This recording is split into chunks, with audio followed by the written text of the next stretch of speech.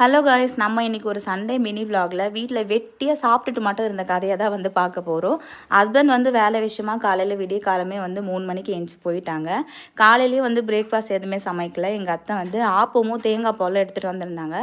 அதை ஒரு புடி நல்லா பிடிச்சிட்டு வீட்டில் வந்து கொஞ்சம் கொஞ்சம் வேலை இருந்தது. பாத்திரம் விளக்கி வச்சுட்டு அப்புறம் வெளியே பெருக்கிட்டு பாப்பாவுக்கு வந்து கேரட்டு உருளைக்கிழங்கு அதெல்லாம் போட்டு ஒரு பருப்பு சாதம் கேரட் சாதம் மாதிரி வந்து செஞ்சு வச்சுட்டேன். ஸோ வீட்டில் நான் மட்டும் தான் அப்படின்றதுனால நம்மளுக்கு மட்டும் என்னடா லஞ்சு செய்கிறது அப்படின்னு சொல்லிட்டு நான் லஞ்ச் எதுவுமே செய்யவே இல்லை. அதுவும் இல்லாமல் ரீசெண்டாக வந்து எனக்கு உடம்பு சரியாமல் போனதுனால வந்து எனக்கு பெருசாக சாப்பிடவே தோண மாட்டேங்குது. உடம்பு இன்னுமே டயர்டாக இருக்கிற மாதிரியே ஒரு ஃபீல் இருக்குது. பெருசாக வந்து வேலை செய்ய தோண மாட்டேங்குது, சமைக்க தோண மாட்டேங்குது. நான் ஒரு ப்ரொடக்டிவாகவே இருக்க மாட்டேங்கிறேன். நான் எப்படா வந்து எங்கள் அம்மா வீட்டுக்கு தப்பிச்சு ஓடலாம் அப்படின்னு சொல்லிட்டு யோசிச்சுட்டு இருக்கேன்.